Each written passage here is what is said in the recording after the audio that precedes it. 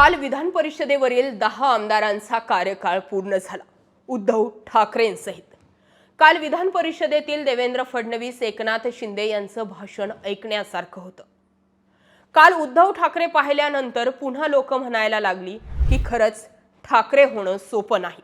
उद्धव ठाकरे अशी व्यक्ती आहे की ज्या व्यक्तीला खरं तर राजकारणच समजलं नाही.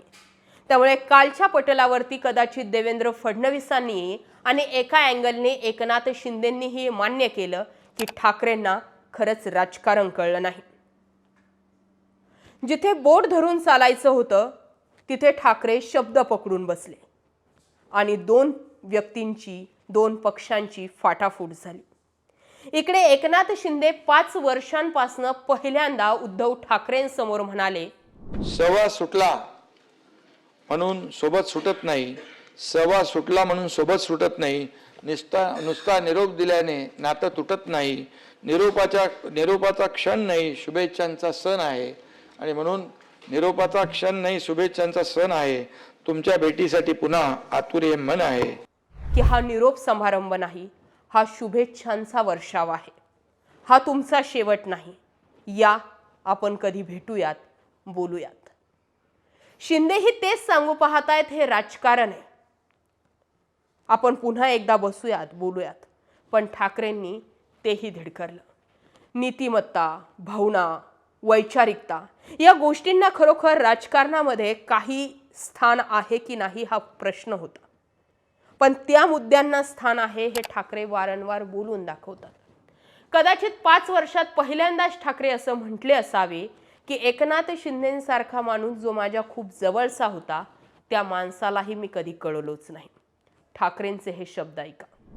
मित्र कोण आणि शत्रू कोण गणित साधे कळले नाही. नाही भेटला असा कोणी ज्याने मला छळले नाही. रुसून राहिले माझ्या अगदी जवळचेच पण मी कोणाला कळलोच नाही. देवेंद्र फडणवीस तर असेही आणि तसेही विरोधक बनले होते. पण कदाचित साताऱ्यामध्ये 20 तारखेला जे घडलं त्यानंतर एकनाथ शिंदेंना सुद्धा ही अनुभूती झाली असावी की ठाकरे त्यावेळी योग्यच होते. मी तुम्हाला थोडंसं बॅकफ्लॅशला नेते. आठवतंय 2019च्या आधी ठाकरे आणि फडणवीस वेगळे होण्याअगोदर एकत्र सत्तेत होते. त्यावेळी उद्धव ठाकरे सत्तेत असताना सुद्धा भाजपच्या विरोधात भूमिका घ्यायचे, भाजपच्या विरोधात बोलायचे, देवेंद्र फडणवीसांना प्रश्न तयार करायचे. सत्तेत राहून विरोधकाची भूमिका ठाकरेंनी निभावली कारण काही भाजपाचे निर्णय हे नीतिमत्तेला धरून नव्हते असं ठाकरेंचं त्यावेळी म्हणणं असायचं. सत्तेत राहून आपल्या सोबतच्या पक्षाला विरोध करणं ही तशी खूप मोठी डेअरिंग. याचा अर्थ आपण कधीही पक्षातून बाहेर पडायला तयार आहोत हा मेसेज त्यावेळी ठाकरे देण्याचा प्रयत्न करायचे.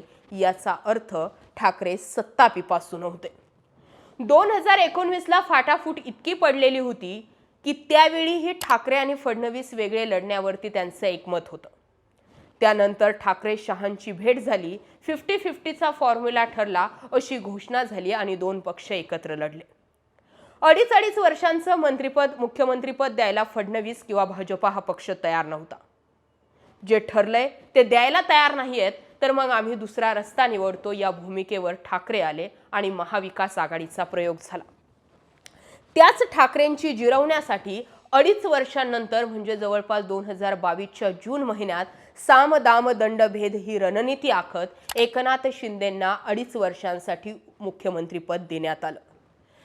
जे शिंदेंबाबत केलं तेच 2019ला ठाकरेंबाबत केलं असतं तरी सुद्धा भाजपा आणि शिंदेंवरती हवे तितके शिक्के लागले नसते, गद्दारीचा शिक्का लागला नसता.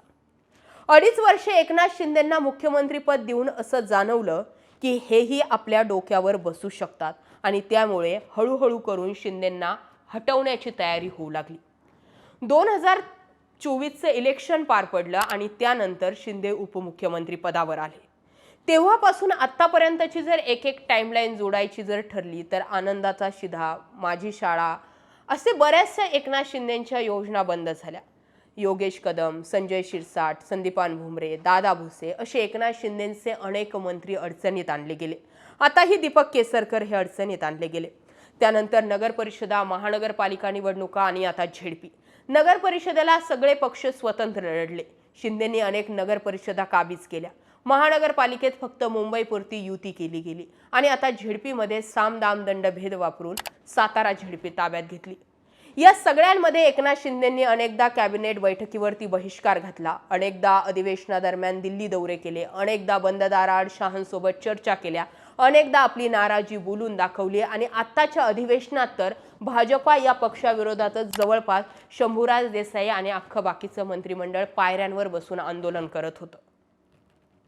पण आपलेच दात आणि आपलेच होट या भूमिकेमुळे शिंदेंना बोलता येणार आणि म्हणून काल कदाचित विधान परिषदेमध्ये पुन्हा एकदा आपण भेटू हे शिंदेंचे ठाकरेंसाठी निघालेले उद्गार आणि शेवटी मी उद्धव ठाकरेंबाबत उद्धव ठाकरे साहेब हे 2022 नंतर शिंदेंच्या तोंडून ऐकलेले शब्द सांगतायत की ठाकरे होणं खरंच सोपं नाही याची अनुभूती कदाचित शिंदेंना आली असावी. तुम्हाला काय वाटतंय? राजकारणाचे छक्के पंजे खरोखर ठाकरेंना समजले नाही का? की ठाकरे जे करत होते ती नीतिमत्ता होती आणि हे जे राजकारण सुरू होतं ते अभद्र राजकारण होतं, कूटनीती होती, की मग हेच राजकारण असतं? कमेंट करा. मुद्दा विषय आवडला असेल तर जास्तीत जास्त लोकांपर्यंत जरूर शेअर करा. जय महाराष्ट्र.